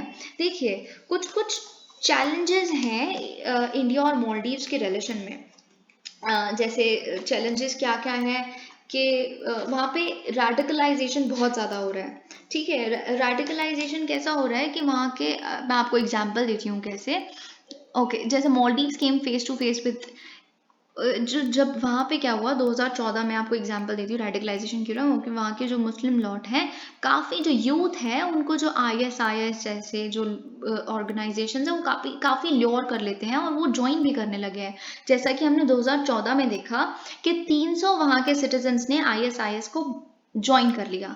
ठीक है, फिर उसके बाद क्या हुआ कि जो मालदीवियन पुलिस है उन्होंने भी इस्लामिस्ट एक्सट्रीमिस्ट जो हैं ऐसे, उन्होंने अप्रैल 2021 में उनको ब्लेम किया एक ऐसे अटेम्प्ट में जो जो हमारे फॉर्मर प्रेसिडेंट थे मोहम्मद नशीद, जो इसी पार्टी के, जिसके जो अभी प्रेसिडेंट सोली है उसी पार्टी को बिलोंग करते थे, उन पे एक अटैक किया गया था। तो जो मालदीवियन प्रेसिडेंट ने जब एक कमेटी बिठाई, इन्वेस्टिगेशन की, इससे पता चला कि इस्लामिस्ट जो एक्सट्रीमिस्ट है ना, ये जो आईएसआईएस ज्वाइन कर रहे हैं, रेडिकलाइज हो रहे हैं, ये इन्हीं लोगों द्वारा कंडक्ट किया गया था। तो इस तरह का एक चैलेंज है। एक और चैलेंज है इंडिया और मालदीव्स के, ये मैं बता देती हूँ आपको कि ये मतलब बहुत सारे वहाँ पे ना चाइना फैक्टर, जैसे हमने डिस्कस किया अभी कि मालदीव्स पता है क्या करता है, चाइना कार्ड प्ले करना शुरू कर देता है कभी कभी। वो क्या करता है कि ठीक है, आप इंडिया अगर हमारी हेल्प नहीं करेगा तो चाइना तो है ही ना, and India is very concerned about it, क्योंकि हम नहीं चाहते कि हमारे नेबरहुड में इतने ज़्यादा इनरोड्स चाइना को मिल जाए। तो वो भी कभी कभी ऐसा फ़ायदा उठाता है मालदीव्स भी। The Solih government's India first policy, जैसा कि मैंने अभी डिस्कस किया, has been a real game changer in bilateral ties definitely, but keeping with the pattern in the neighbourhood it had had inevitable domestic political fall out. लेकिन ये India first policy जो इब्राहिम सोली जी की government follow करती है, उनके domestic level पे काफ़ी इनके लिए खतरनाक भी साबित हुई है, क्योंकि अब तो उनके नेक्स्ट ईयर प्रेसिडेंशियल इलेक्शन दोबारा होने वाले हैं। तो उनके वहाँ पे बहुत प्रोटेस्ट होती रहती है, आप तो इंडिया के पपेट बन गए हो, ये हो गया। जैसे योगा डे इवेंट हुआ था जैसे अभी माले में, तो फिर कुछ एलिमेंट्स आ गए थे वहाँ पे उस इवेंट को डिस्ट्रक्ट करने के लिए, अटैक करने के लिए। तो इसीलिए क्योंकि आप फालतू, आपको पता है योगा डे जो है वो तो इंडिया द्वारा दिया गया पूरे संसार को एक गिफ्ट है, तो वो नहीं थे, आप इंडिया की तरफ इतने इंक्लाइन मत हो, कोई ज़रूरत नहीं है ये योगा डे इवेंट वगैरह कंडक्ट करने की। तो उससे पता चलता है। और जो आपको पता होगा फॉर्मर प्रेसिडेंट, जैसे कि मैंने अभी बताया था, जो बीजिंग के प्रति कुछ ज़्यादा ही इंक्लाइन थे, अब्दुल्ला यामीन जी, वो एक कैंपेन चलाते रहते हैं, आए दिन प्रोटेस्टर्स को लेके आ जाते हैं, इंडिया आउट कैंपेन, कि आप इंडिया को बाहर रखो मालदीव से। तो फिर बस यही सब, इट इज़ एवर गॉन। और in fact Solih government has to go to an extent क्या उन्हें ऐसे एंटायर इंडिया जो प्रोटेस्ट स्पेशली जो कोविड के दौरान हो रहे थे उन्हें बैन करना पड़ा। But the pressure is starting to tell as is evident from the statement. लेकिन ऑब्वियसली उन पर काफ़ी प्रेशर भी है, सोली गवर्नमेंट भी एक काम है उनका, उनको भी इलेक्शन जीतने हैं दोबारा, राइट। तो उन पर जो प्रेशर है जो आ रहा है, ये कहीं ना कहीं दिखाना शुरू हो गया अपना रंग, के प्रेशर है उन पर। जिससे पता चलता है कि अभी जब बीजेपी की स्पोक्स पर्सन जो थी नुपुर शर्मा जी, जब उन्होंने प्रॉफिट मोहम्मद के खिलाफ जो भी स्टेटमेंट दी थी, तो मालदीव्स ने क्रिटिसाइज किया था। तो इससे पता चलता है कि वो हर चीज़ में तो इंडिया का वो नहीं दे पाएंगे, डिफेंड नहीं कर पाएंगे, क्योंकि उनका एक डोमेस्टिक प्रेशर भी है उन पे। The in fighting in the Maldives, और ऊपर से जो मालदीवियन डेमोक्रेटिक पार्टी है जिनके सोली जी मेंबर हैं, और नशीद जी भी जो फॉर्मर प्रेसिडेंट थे, उनके बीच में भी एक बैटल चल पड़ी है, which is not a good sign again. और इंडिया के लिए भी सही नहीं है, क्योंकि आपस में ही लड़ने लग पड़े कि इंडिया ना सफ़र कर जाए। इंडिया का अब तो इंडिया फर्स्ट पॉलिसी चल रही है, फिर वो उनसे जीतने के लिए फिर वो कोई और पॉलिसी ले आए। तो बस यही, against this fraught background, India must tread with caution and ensure that there is no room for misinterpretation of its actions in the Maldives। तो इंडिया को बिल्कुल कॉशियसली अपने स्टेप्स लेने चाहिए, और ये इंश्योर करना चाहिए कि जो हमारे स्टेप्स हैं वो डेफिनेटली मालदीव्स को कुछ हानि पहुंचाने के लिए या उनको किसी डेट में डालने के लिए बिल्कुल भी नहीं है। इसके लिए हमें अपने people to people tie strong करने चाहिए, हमें बताना चाहिए, अपना जो सॉफ्ट पावर है उसको स्ट्रॉन्ग करना चाहिए कि हमारा इंटेंशन ऐसा जो चाइना का है वो बिल्कुल भी नहीं है। ओके, तो नेक्स्ट जो एक्सप्लेन सेक्शन का हम डिस्कस करेंगे वो डेटा रेगुलेशन पे है, and it's very very very very nice and a must to article. Okay, जैसा कि हमें पता है कि अभी गवर्नमेंट ने रिसेंटली विड्रॉ कर लिया है डेटा प्रोटेक्शन बिल को, जो आपको पता है कि 2017 में जिसका फाउंडेशन स्टोन रखा गया था इस बिल का। तो फिर क्योंकि अब इन्होंने ये कहा है कि हम ठीक है, अब हमें कॉम्प्रिहेंसिव लीगल फ्रेमवर्क लेके आएंगे, जो इतनी सारी अमेंडमेंट्स प्रपोज हुई हैं वो तो अब ये बिल्कुल अलग ही लॉ बन जाएगा अगर ये अमेंडमेंट हम उसमें करने लग पड़े ना लागू लॉ में। वो लॉ तो पहले वाला बचा ही नहीं है, इतनी अमेंडमेंट प्रपोज होगी है। तो हम एक तरीके का लॉ लेके आएंगे जो कॉम्प्रिहेंसिव होगा, हर एक फैक्टर को एड्रेस करता होगा। So why is this significant? you know taken this step after nearly 4 years of the bill। Obviously जैसा कि मैंने आपको बताया 2018 में ये बिल्कुल रिपोर्ट सबमिट कर दी गई थी कि ये ड्राफ्ट बिल है, तब से लेकर अभी तक 4 साल से इस पे आप देख सकते हो कि जॉइंट कमेटी ऑफ पार्लियामेंट भी इस पे डिस्कस करते थे, आए दिन सिटिंग्स होती रहती थी, बहुत कुछ हुआ। और फिर बहुत सारे और स्टेजेस आए जहाँ पे जो बिग टेक कंपनीज हैं जैसे फेसबुक और गूगल, उनके भी प्रोटेस्ट देखने के लिए मिले सरकार को, पार्लियामेंट को। फिर उनसे भी प्रोटेस्ट देखने के मिले जो सिविल सोसाइटी एक्टिविस्ट हैं, क्योंकि सिविल सोसाइटी एक्टिविस्ट प्रिवेसी को वो करते हैं, और ये जो फेसबुक और गूगल हैं ये थोड़ा बहुत प्रिवेसी को इन्फ्रिंज करने की कोशिश करते हैं, मतलब हमें थोड़े तो राइट दीजिए, ऐसा करते हैं। अब देखते हैं धीरे धीरे कि क्या हुआ था। The tech companies at question proposed provision. Okay, एक डेटा लोकलाइजेशन करके एक प्रोविजन था उस बिल के अंदर, जिसको ये टेक कंपनी जो है इनको काफ़ी प्रोटेस्ट करती थी इसके खिलाफ। इसमें क्या था कि एक कॉपी को स्टोर करना, जो भी सेंसिटिव पर्सनल डेटा है जो ये कंपनीज लेती होंगी, जैसे फॉर एग्जांपल आप किस तरह के प्रोडक्ट्स देखना पसंद करते हैं, इन्फॉर्मेशन ले लेता है फेसबुक, फिर आपको वही दिखाना शुरू कर देता है। आपने साड़ी देखी, साड़ियाँ ही साड़ियाँ आ जाती हैं आपके। तो इन तरह की इन्फॉर्मेशन वगैरह, क्या आपके लाइक्स हैं, क्या डिसलाइक्स हैं, आप कौन से जेंडर को बिलोंग करते हैं, ये सब कुछ जिस तरह की इन्फॉर्मेशन है ये कलेक्ट करते हैं। तो अगर ये क्रिटिकल कैटेगरी में आता है इस तरह का पर्सनल डेटा, तो ये डेटा लोकलाइजेशन के प्रोविजन के तहत आपको इस तरह के डेटा की एक कॉपी इंडिया में रखनी पड़ेगी, इंडिया के सर्वर में। तो ये था, इसको काफ़ी प्रोटेस्ट करते थे, कहते थे हम अब यहाँ पे सर्वर सेटअप करना शुरू कर दें, इतना इंफ्रास्ट्रक्चर पे यहाँ पे भी खर्चा करें, हम कौन सा इन्फ्रिंज कर रहे हैं, हम कौन सा बेच देंगे ये डेटा। तो ये बिग टेक कंपनीज को काफ़ी दिक्कत होती थी। और एक्टिविस्ट क्रिटिसाइज क्यों करते थे, जो सिविल सोसाइटी एक्टिविस्ट थे, क्योंकि ये जो बिल था बहुत सारी ब्लैंकेट एग्जाम्पशंस दे देता था सेंट्रल गवर्नमेंट को कि कोई बात नहीं, आपके लिए ज़रूरी नहीं है, प्राइवेसी है मेंटेन करने के लिए ज़रूरी है, बाकियों को मेंटेन करने के लिए ज़रूरी है, लेकिन गवर्नमेंट ऐसा डेटा निकाल सकती है जो कहीं क्या पता कोई क्रिमिनल हो, क्रिमिनल से रिलेटेड डेटा निकालना हो तो बिल्कुल ज़रूरी है ना। तो गवर्नमेंट को माफ़ है, वो ले सकती है ऐसे डेटा कलेक्ट कर सकती है और उनके बेसिस पे डिसीजन ले सकती है। द विड्रॉल ऑफ द आज का एडिट जो आज की वीडियो होगी शायद थोड़ी सी बड़ी हो जाए, लेकिन आप प्लीज़ देखिएगा क्योंकि सच में बहुत अच्छे आर्टिकल्स हैं। The withdrawal of the data protection bill 2019 is concerning for a belated regulation is being junked. Okay, देखिए ये सेक्शन ये कहता है कि ये जो विड्रॉ कर लिया ना अचानक से, ये थोड़ा सा कंसर्निंग है। क्यों कंसर्निंग है? क्योंकि अभी जिस पॉइंट पे हम खड़े हैं ना, उस टाइम पे तो सबसे ज़्यादा डेटा प्रिवेसी की ज़रूरत है, प्रोटेक्ट करने की सबसे ज़्यादा प्रिवेसी की ज़रूरत है। फिर आपने ठीक है, कोई लॉ परफेक्ट नहीं होता, लेकिन लॉ तो लाओ, कोई लॉ तो लाओ। आपने लॉ ही विड्रॉ कर लिया। तो it has been close to 10 years since the justice. देखिए ये बहुत बहुत इंपॉर्टेंट है, आप इसको सुनिएगा, इसमें तो कुछ नहीं है लेकिन जो मैं बताऊंगी वो बहुत इंपॉर्टेंट है। It has been close to 10 years since the justice AP Shah committee report on privacy, 5 years since the Justice Puttaswamy judgment, right to privacy judgment, and 4 years since the Justice BN Sri Krishna committee's report। कम से कम 10 साल हो गए हैं data privacy, right to privacy के debate को चालू हुए हुए। कैसे? सबसे पहले देखिए AP शाह कमेटी आई थी। मैं आपको बता दूं AP शाह कमेटी ने जो 9 प्रिंसिपल्स दिए थे वही एक्चुअल में ये डिफाइन करता है कि राइट टू प्रिवेसी होता क्या है। ये 9 प्रिंसिपल्स ही they are the central to defining what is right to privacy. पहला principle, principle of notice. Principle of notice क्या होता है? कोई भी डेटा कंट्रोलर या फिर कोई भी डेटा कलेक्टर जो है वो इंडिविजुअल्स को नोटिस देगा, नोटिफाई करेगा कि ये हमारी इंफॉर्मेशन प्रैक्टिसेस हैं, इस तरह की इंफॉर्मेशन हम कलेक्ट करते हैं आपसे इंफॉर्मेशन कलेक्ट करने से पहले। प्रिंसिपल ऑफ नोटिस था ये। सेकेंड है principle of choice and consent. Principle of choice and consent क्या होता है कि किसी भी तरह का कलेक्शन या प्रोसेसिंग ऑफ पर्सनल डेटा सिर्फ और सिर्फ कंसेंट के बाद ही किया जाना चाहिए। लेकिन थोड़ा सा एक्सेप्शन यहाँ पे आ जाता है, गवर्नमेंट को, वो गवर्नमेंट आपके कंसेंट के बिना भी कभी कभी उनको जो बहुत एक्सट्रीम केसेस में ज़रूरत पड़ती है तो वो आपसे डेटा ले सकती है। ठीक है, फिर उसके बाद थर्ड प्रिंसिपल आता है principle of collection limitation. Principle of collection limitation क्या कहता है कि जो भी डेटा कंट्रोलर, डेटा कलेक्टर है, वो सिर्फ तभी डेटा कलेक्ट करेगा और उतना ही डेटा कलेक्ट करेगा जितना, जिस पर्पस के लिए वो डेटा कलेक्ट कर रहा है उसके लिए ज़रूरी है। इसीलिए कलेक्शन लिमिटेशन होनी बहुत ज़्यादा ज़रूरी है। आप ये कह के कि हमारा पर्पस ये और कर हर तरीके का कलेक्ट लेते हो, this is not going to be justified anyway. फिर चौथा प्रिंसिपल है, it is principle of purpose limitation. ये बिल्कुल वही है, पर्पस लिमिटेशन भी वही है कलेक्शन लिमिटेशन की तरह, कि पर्पस जितना है बस उतना ही कलेक्ट कीजिए। फिफ्थ प्रिंसिपल इन्होंने क्या दिया, फिफ्थ प्रिंसिपल है principle of access and correction. Principle of access and correction क्या होता है, जो डेटा सब्जेक्ट्स हैं यानी कि जिन लोगों का डेटा कलेक्ट किया जाता है उनको ये पता होना चाहिए, उनको इस इंफॉर्मेशन से एक्सेस होना चाहिए कि किस तरह का डेटा उनके बारे में कलेक्ट किया गया है।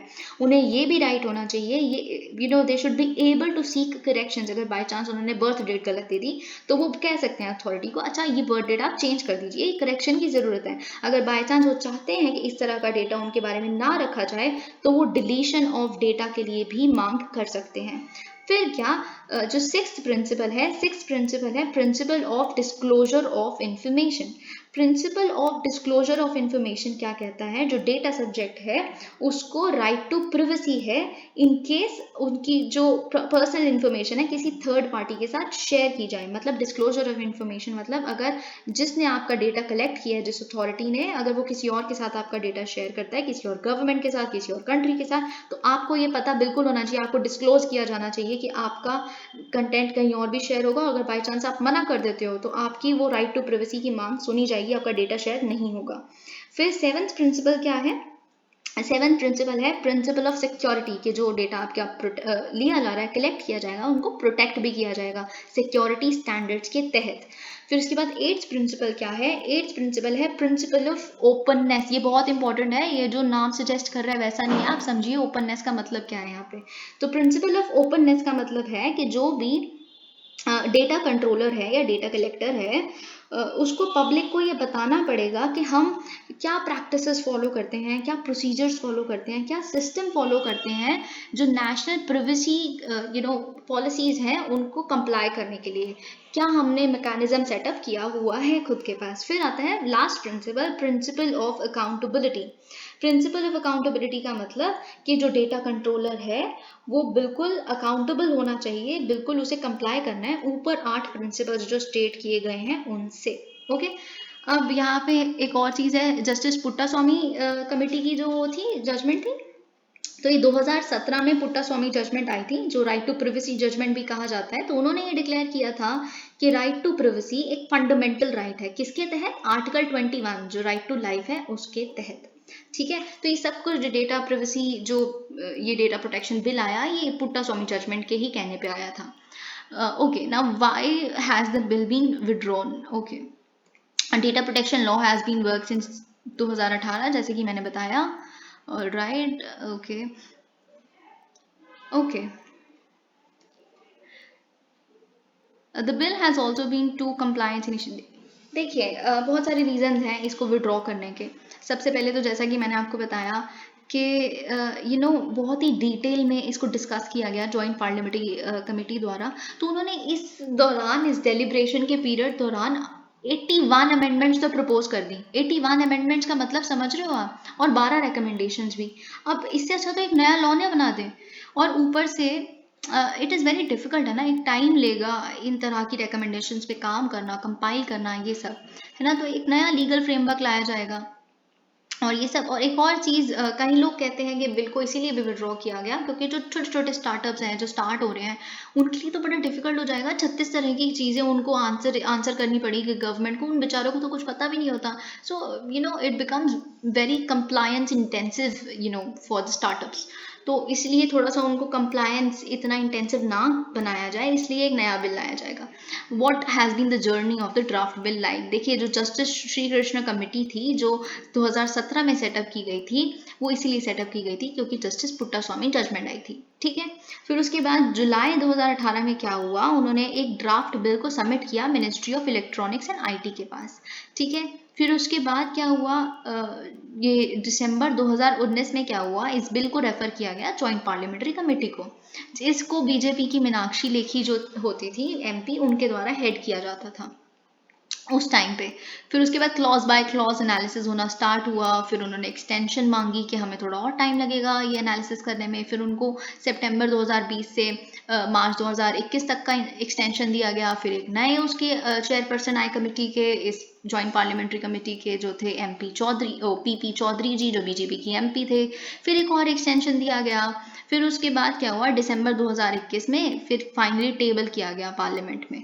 तो फिर जस्टिस श्री कृष्ण जी, जो जिनकी कमेटी के तहत ये ड्राफ्ट लाया गया था, उन्होंने बोला कि ये तो बहुत ही ज़्यादा फेवर में है गवर्नमेंट के, गवर्नमेंट को तो कुछ ज़्यादा एग्जाम्पशन दे दी हुई है, ये तो एक ऑर्वेलियन स्टेट बन जाएगी। ऑर्वेलियन स्टेट क्या होता है, 1984 में, 1984 की ये बात है, एक नॉवल लिखी गई थी जॉर्ज ऑरवेल द्वारा, और उस नॉवल का नाम भी 1984 था।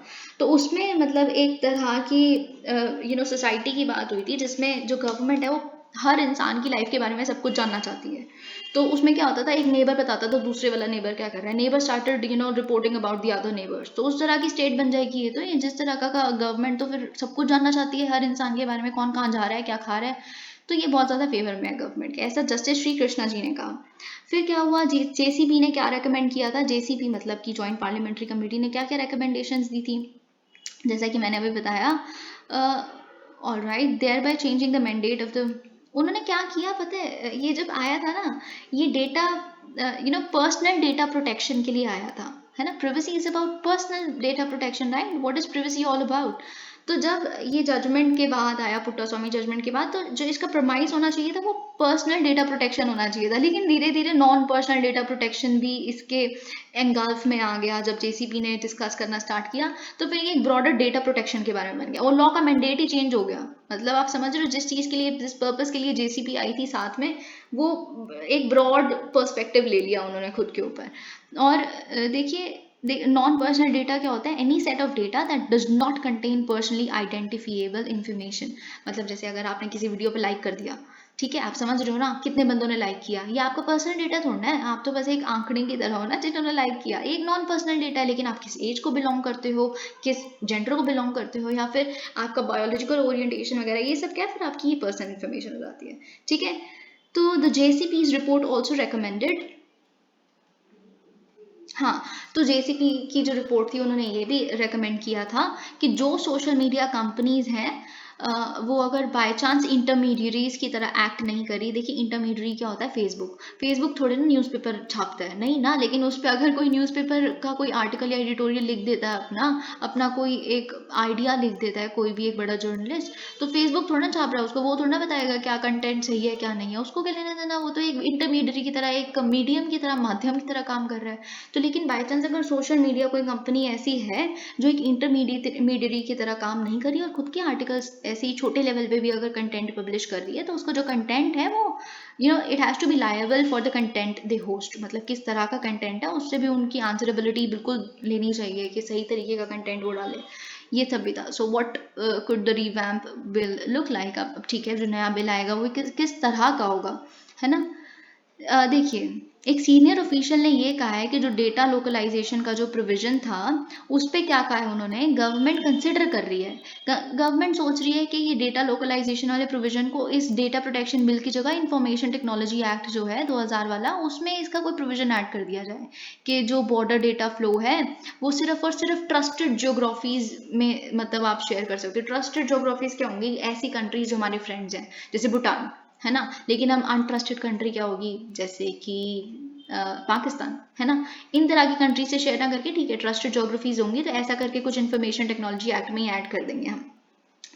ऑलराइट, फिर एक और चीज़ है, जैसा कि बोला लोगों ने, और भी बहुत कुछ, कि शायद ये वाला प्रोविजन जो मैंने अभी स्टार्टअप्स के लिए थोड़ा सा इजी कंप्लायंस कर दिया जाएगा। और कब तक कह रहे हैं कि आ जाएगा, ऐसा सीनियर ऑफिशियल्स ये कहते हैं शायद विंटर सेशन तक ये वापस लाया जाएगा एक नया फॉर्म में, एक कॉम्प्रिहेंसिव लीगल फ्रेमवर्क। ठीक है, तो अब हम देखते हैं, अब हम द हिंदू के आर्टिकल्स फटाफट से डिस्कस कर लेते हैं। ओके, केरला में अगर आप देखेंगे, केरला में दोबारा ऐसे बहुत सारे फियर्स हैं कि जो 2018 की फ्लड्स थी वैसी सिचुएशन हो सकती है, क्योंकि बहुत ज़्यादा, in fact 22 people have already lost their lives. और जो रिवर है उनका पानी कईयों का इतना ज़्यादा भर गया है कि वो घरों में घुसने लग पड़ा है, और बहुत thousands of people have been shifted to relief camps. High intensity rain triggered by strong monsoon winds. देखिए, जो सेंट्रल केरला है, जो केरला का सेंट्रल रीजन है, वहाँ पे बहुत ही हाई इंटेंसिटी रेन हो रही है। क्यों? क्योंकि बहुत बहुत स्ट्रॉन्ग मानसून विंड्स चल रही है वहाँ पे। स्ट्रॉन्ग, देखिए एक रीज़न है बहुत स्ट्रॉन्ग मानसून विंड्स का, दूसरा रीज़न है कि बंगाल में एक लो प्रेशर सिस्टम क्रिएट होना स्टार्ट हो गया है। By Sunday it would be finally done, ऐसा कहा जा रहा है। तो फिर अगर बाई चांस ये लो प्रेशर सिस्टम है ये और इंटेंसिफाई हो गया ना, तो ये रेन को और इंटेंसिफाई कर देगा। ठीक है, तो फिर एक और रीज़न जो है, केरला के जो मिनिस्टर हैं वाटर रिसोर्सेज के, उन्होंने अब तमिलनाडु से ये रिक्वेस्ट की, मैं सब कुछ समझाऊंगी अभी। फिर तीसरा रीज़न जो मैं बताने लगी हूँ वो ये है कि केरला ने ये बोला है कि जो तमिलनाडु का जो ऑपरेट करता है मुल्ला पेरियर डैम जो है, प्लीज़ आप अब अपना पानी छोड़ना प्लीज़ बंद करिए, थोड़ा कम करिए जो आप केरला में छोड़ते हैं प्लीज़, जिससे हमारे यहाँ पे बाढ़ आ जाएगी। तो सबसे पहले हमें जानना है कि लो प्रेशर सिस्टम कैसे रेनफॉल ले आता है। देखिए, जो लो प्रेशर सिस्टम होता है IMD, यानी कि आपको पता है जो IMD ने एक पूरा साइक्लोन का फॉर्मेशन के स्टेजेस दिए हुए हैं, 8 स्टेज दिए हुए हैं उन्होंने, कि 8 स्टेजेस जब पूरी होती हैं तब जाके एक साइक्लोन फॉर्म होता है और उससे डिस्ट्रक्शन होती है। तो उसका सबसे पहला स्टेज होता है एक लो प्रेशर सिस्टम का फॉर्म होना, है ना। और सेकंड स्टेज होती है उस लो प्रेशर सिस्टम का इतना लो हो जाना उस प्रेशर का कि वो डिप्रेशन में कन्वर्ट हो जाए। तो देखिए फिर क्या होता है, डिप्रेशन कन्वर्ट हो जाता है, फिर उसके आसपास हाई प्रेशर का सिस्टम जो विंड्स होती हैं वो घूमने लग पड़ती है, और वो आई में कन्वर्ट हो जाता है बीच वाला रीजन, फिर वो कट ऑफ हो जाता है अपने वाटर के सोर्स से, फिर वो लैंड पे आ जाता है, फिर लैंडफॉल हो जाती है, ये सब कुछ। ठीक है, तो लो प्रेशर सिस्टम यही करता है कि वो लो प्रेशर सिस्टम के आसपास जो होता है हाई विंड्स होनी शुरू हो जाती हैं, फिर वो ट्रैवल करती हैं और वो फिर रेन्स लेके आती हैं, वो जो क्लाउड्स उसके आसपास बनने शुरू हो जाते हैं लो प्रेशर सिस्टम के आसपास। ठीक है, तो इस वजह से वो रेन्स लेके आते हैं। अब मुल्ला पेरियार डैम के बारे में आपको थोड़ा सा जानना बहुत ब्रीफली ज़रूरी है। ये है कि जो डैम है ना, ये लोकेटेड तो केरला में है, लेकिन इन्हें ऑपरेट कौन करता है? तमिलनाडु। ठीक है, कि क्यों है ऐसा? क्योंकि 1886 में 999 ईयर्स, यानी कि 999 ईयर्स के लिए एक लीज दिया गया था, इस अग्रीमेंट को हम पेरियार लेक लीज अग्रीमेंट भी कहते हैं, जो साइन किया गया था महाराजा ऑफ त्रावणकोर, यानी कि जो केरला उस टाइम पे होता था, उन महाराजा के बीच में और जो इंडिया के सेक्रेटरी ऑफ स्टेट थे उनके बीच में, इरिगेशन पर्पसेस के लिए, क्योंकि उस टाइम पे जो मदुरई वाला रीजन था उनको सही से पानी नहीं मिलता था, सूखा पड़ जाता था, तो इसलिए पानी चाहिए था, तो इसलिए ये लीज अग्रीमेंट साइन हुआ था कि ठीक है केरला में तो स्थित है लेकिन ऑपरेट कौन करेगा? तमिलनाडु, क्योंकि जरूरत किसकी है ज़्यादा? तमिलनाडु की। फिर इसे कंस्ट्रक्ट किया गया था 1887 और 1895 के बीच के पीरियड में। और बेसिकली ये डैम है क्यों है ये डैम, करता क्या है ऐसा, और तमिलनाडु क्यों ऑपरेट कर रहा है इसको?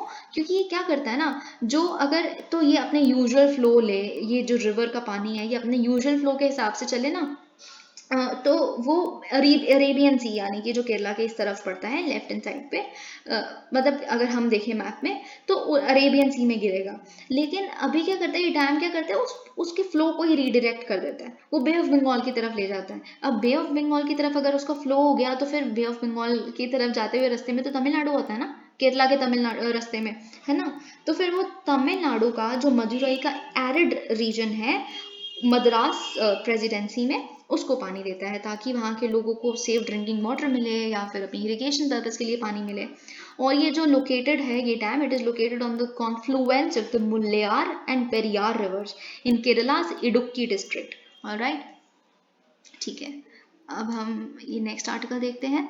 अब आपको जैसे कि पता है कि चाइना ने बहुत सारी मिलिट्री ड्रिल्स होल्ड करनी स्टार्ट कर दी, इनफैक्ट लाइव फायर मिसाइल्स भी वहाँ पे छोड़नी स्टार्ट कर दी है ताइवान स्ट्रेट में, which is obviously very bad. आपको पता होगा मैंने कल एक एडिटोरियल में भी डिस्कस किया था, आप चाहें तो कल की वीडियो जाके देख सकते हैं, बहुत ही अच्छे से मैंने एनालाइज किया है। श्याम सरन जी जो हमारे फॉर्मर सेक्रेटरी थे, उन्होंने मतलब ये चीज़ काफ़ी अच्छे डिटेल में उन्होंने डिस्कस की है, तो आप जाके सुन सकते हैं। और यही कि ब्लॉकेड भी हो चुका है, शिपिंग ब्लॉकेड भी हो गया है और एविएशन ब्लॉकेड भी हो गया है, ताकि कोई एक्सपोर्ट इंपोर्ट सब कुछ बंद हो जाए ताइवान के आसपास से। सब कुछ आपको पता है नैन्सी पेलोसी की विजिट की वजह से हुआ है, क्योंकि बहुत प्रोवोक कर दिया है इस विजिट ने। ऑलराइट, फिर चाइना ने ये जस्टिफाई किया है, चाइनीज़ ऑफिशियल्स ने, कि हम जो कर रहे हो बिल्कुल सही कर रहे हैं, ये हमारे को अपनी टेरिटोरियल इंटीग्रिटी सॉवरेनिटी को मेंटेन करने के लिए स्टेप लेना ही पड़ेगा। What USA is been doing is something very unjustified, we can't really take that. और फिर उन्होंने ये इसलिए भी कहा है क्योंकि G7 जो ग्रुप ऑफ नेशंस आपको पता होगा, जो वेल्दी लॉट है हमारे पूरे संसार का, वो G7 में आता है ना, यूएसए, यूके, जापान, है ना, आपको पता है ये सब, जर्मनी। तो ये सब कुछ जो है ये उन्होंने एक स्टेटमेंट दी थी नैन्सी पेलोसी की विजिट को डिफेंड करते हुए, और चाइना के एक्शंस को क्रिटिसाइज किया था कि वो ताइवान जैसे उन पे बेफालतू पीड़ा वो करता है।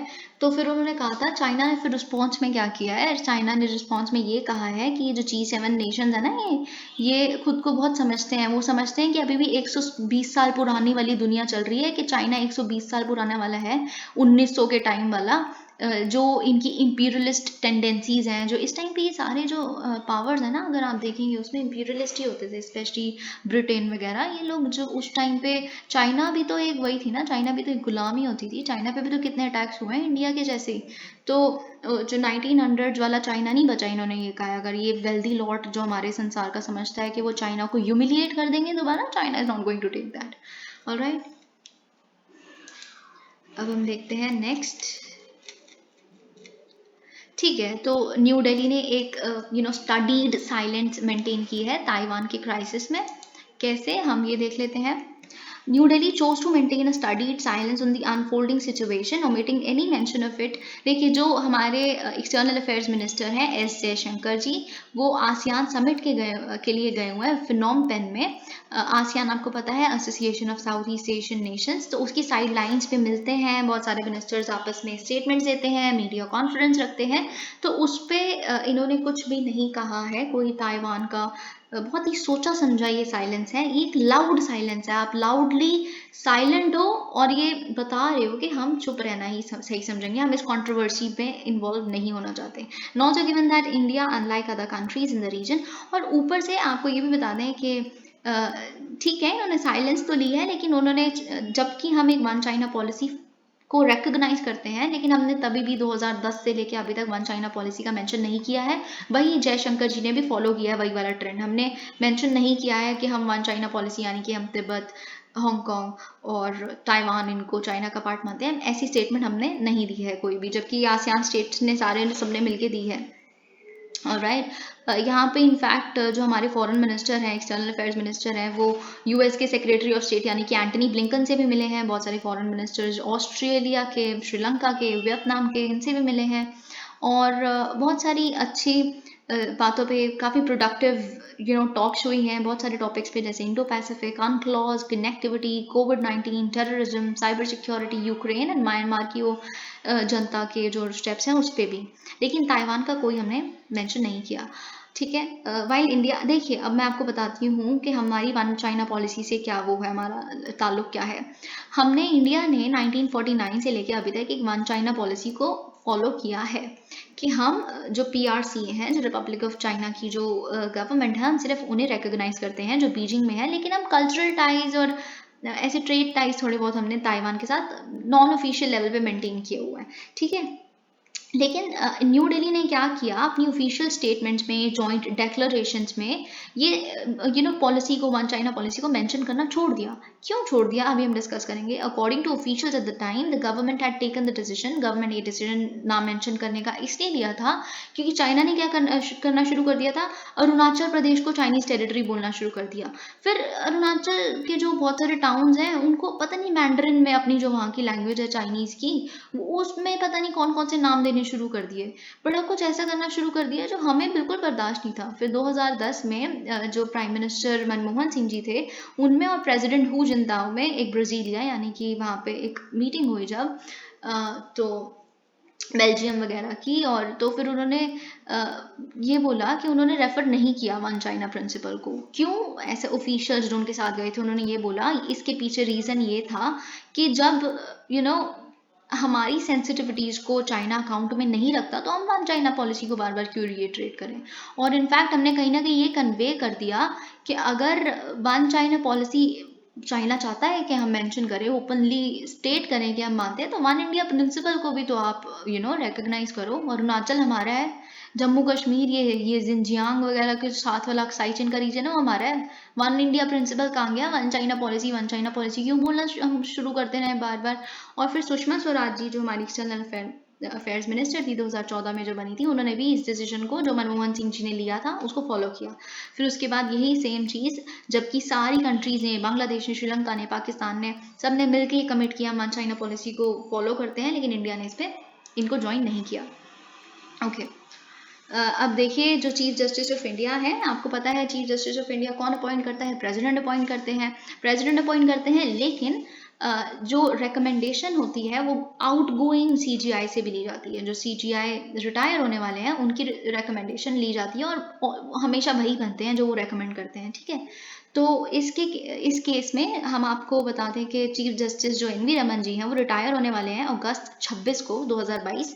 तो फिर वो जाते जाते उन्होंने किसका नाम रेकमेंड किया है? उन्होंने रेकमेंड किया है उदय उमेश ललित जी का अपने सक्सेसर के रूप में, जो 49th chief justice of India बनेंगे, ठीक है। 49 चीफ जस्टिस ऑफ इंडिया बनेंगे। अब हम देख लेते हैं फटाफट से कि प्रोसीजर क्या होता है सुप्रीम कोर्ट के जजेस को अपॉइंट करने का। Article 124 clause 2, article 124 clause 2 Indian constitution का ये प्रोवाइड करता है। आप ध्यान से सुनिएगा क्योंकि ये बहुत इंपॉर्टेंट है। सबको लगता है कि बस सुप्रीम कोर्ट के जजेस इन्वॉल्व हैं, लेकिन आप सुनिए। It provides that the judges of the Supreme Court are to be appointed by the President, this much I think you know, after a consultation with such a number of the judges of the Supreme Court as well as the High Courts in the states as the President deems necessary। मतलब जो supreme court के जजेस की appointment में सिर्फ supreme court के जजेस ही involve नहीं होते, बल्कि हाई कोर्ट्स भी इन्वॉल्व होते हैं। पर ये प्रेसिडेंट जो नेसेसरी समझते हैं, जितने नंबर ऑफ ऐसे जजेस इन्वॉल्व होंगे उतना ही होते हैं। अब सबसे पहले ये एवोल्यूशन कैसा हुआ आपको पता है कि कोलिजियम सिस्टम होता है जो डिसाइड करते हैं कि कौन कौन से सुप्रीम कोर्ट के जजेस को अपॉइंट किया जाएगा। तो सबसे पहले आया फर्स्ट जजेस केस आया 1981 में। इसमें क्या हुआ कि जो सीजीआई यानी कि चीफ जस्टिस ऑफ इंडिया की रिकमेंडेशन जो प्रेसिडेंट को दी जाएगी जुडिशियल अपॉइंटमेंट्स और ट्रांसफर्स पे, उन्हें वो प्रेसिडेंट रिफ्यूज कर सकता है अगर उनको कोई रीजन ऐसे सही लगते हैं। तो फिर इस केस में क्या हुआ, फर्स्ट जजेस केस में, इसका मतलब क्या है कि एग्जीक्यूटिव को जुडिशरी पे प्राइमेसी दी गई 1981 में। फिर सेकंड जजेस केस आता है 1993 में। इसमें क्या हुआ, जो कंसल्टेशन सीजीआई और सुप्रीम कोर्ट जजेस और हाई कोर्ट जजेस से जो चाहिए, जो कोलिजियम से चाहिए, वो कंसल्टेशन नहीं कॉन्करेंस है। अगर उन्होंने कोई कंसल्टेशन दे दी तो आप कोई भी रीजन हो उसको खारिज नहीं कर सकते। कुछ भी प्रेसिडेंट को लगता हो, सरकार को लगता हो, वो ही जज बनेंगे जो बोला है उस कोलिजियम ने, ठीक है। और जो चीफ जस्टिस ऑफ इंडिया की इंडिविजुअल ओपिनियन नहीं है, बल्कि जो ओपिनियन है उनका, वो दो सीनियर मोस्ट जजेस जो सुप्रीम कोर्ट के होंगे उनसे कंसल्ट करके ये ओपिनियन दिया जाएगा प्रेसिडेंट को।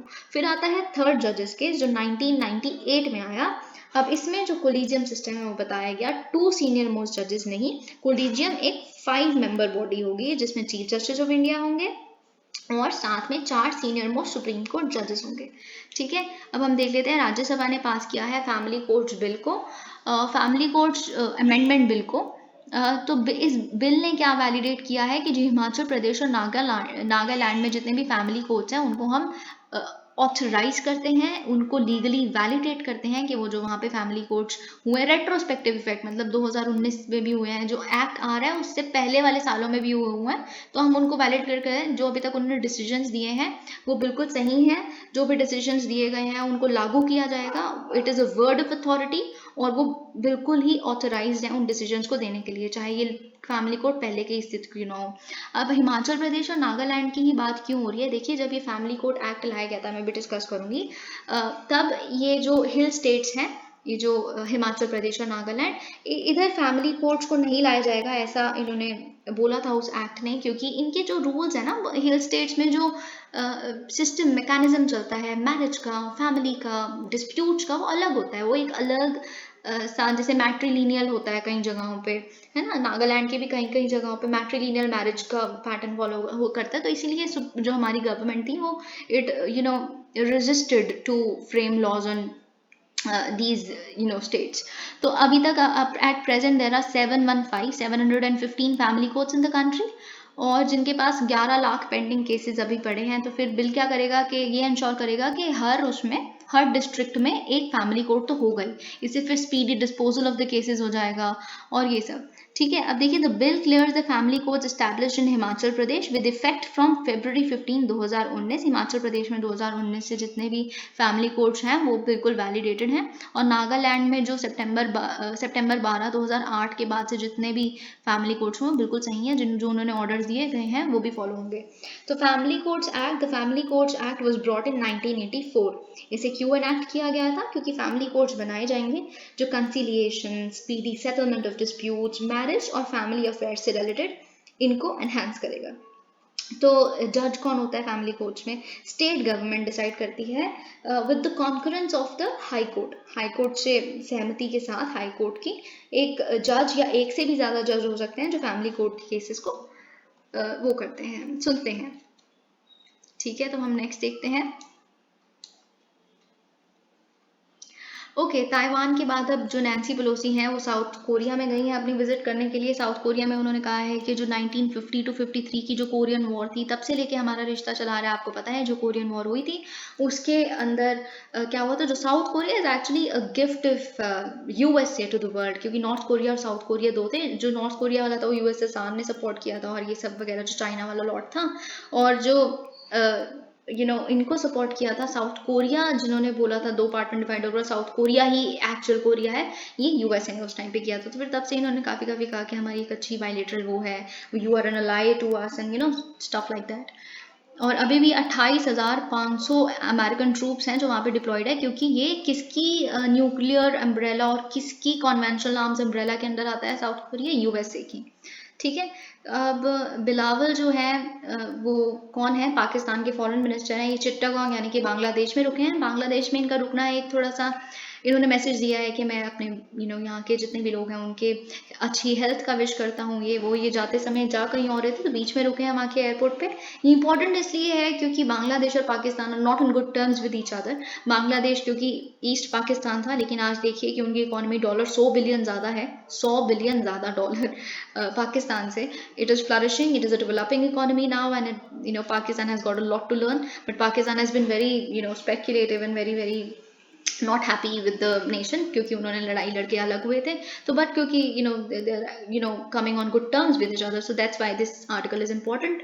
Taiwan decries China's military drills. Obviously Taiwan ने बोला है कि ये जो चाइना कर रहा है ये irresponsible, illegitimate behavior है। ईरान की जो न्यूक्लियर टॉक्स हैं वो रीस्टार्ट कर दी गई हैं ऑस्ट्रिया की कैपिटल यानी कि वियना में। किसके मीडिएशन के द्वारा? ईयू यानी कि यूरोपियन यूनियन के द्वारा। आपको पता होगा ये न्यूक्लियर डील ओबामा ने लाई थी, लेकिन ट्रंप ने विड्रॉ कर लिया था। लेकिन अब दोबारा से ये न्यूक्लियर डील, ताकि ईरान, देखिए ईरान ने अभी कल ही मेंशन किया है हम केपेबल हैं, हम बना सकते हैं एटॉमिक बॉम्ब, लेकिन हमें कोई इच्छा ही नहीं है। हम तो चाहते हैं कि बातचीत हो, और ये न्यूक्लियर डिसआर्मामेंट के तो हम तो प्रोपगेटर हैं। तो अब ईयू ने क्या किया अभी, लेकिन पता है एक इनकी वो थी ईरान की कि कोई बड़ी कंट्री सामने ही नहीं आती न्यूक्लियर डील को दोबारा होने देने में। तो अब ईयू ने स्टेप इनिशिएटिव उठाया कि हम मीडिएट करेंगे, हम चाहते हैं कि ये टॉक्स दोबारा चले, जो स्टॉल कर दी गई थी अराउंड 2021 में, शायद लास्ट ईयर ये रुक गई थी, तो अब दोबारा चालू हो गई है। मंकी पॉक्स आपको पता है कि अराउंड 6600 केसेस यूनाइटेड स्टेट्स में आ गए हैं, और इसलिए शायद पब्लिक हेल्थ इमरजेंसी इसको डिक्लेयर करने वाला है यूएसए। आप मंकी पॉक्स का डिटेल में जानना चाहते हैं तो मैंने 25 जुलाई की वीडियो में बहुत ही सब कुछ, कॉजेज, स्मॉल पॉक्स से कैसे डिफरेंट है मंकी पॉक्स, क्या क्या वैक्सीन इनिशिएटिव्स हैं, कैसे क्या क्या सब कुछ अपना डिस्कस किया है 25 जुलाई की वीडियो में। और 28 मिनट्स से 44 मिनट्स के बीच का जो ड्यूरेशन है आप उसे सुन सकते हैं 1.5 की स्पीड पे सुन सकते हैं, पर प्लीज सुनिए जाके। अब inflation driving 8% of the GST revenue rise. आपको पता है कि जीएसटी का रेवेन्यू जो प्री कोविड लेवल से या पोस्ट कोविड में 26% हाई है रेवेन्यू कलेक्शन जीएसटी का। ऐसा क्यों है? क्योंकि इन्फ्लेशन भी तो बढ़ गया है। इन्फ्लेशन अकाउंट कर रहा है बेसिकली, चीजें महंगी होगी तो उस पर जो टैक्स लगेगा वो भी तो ज्यादा आएगा, रेवेन्यू भी तो ज्यादा इकट्ठा होगा। तो बस वही। So I think that's it for today. If you like the video, please like the video and subscribe to my channel, and also share it with your friends. Thank you.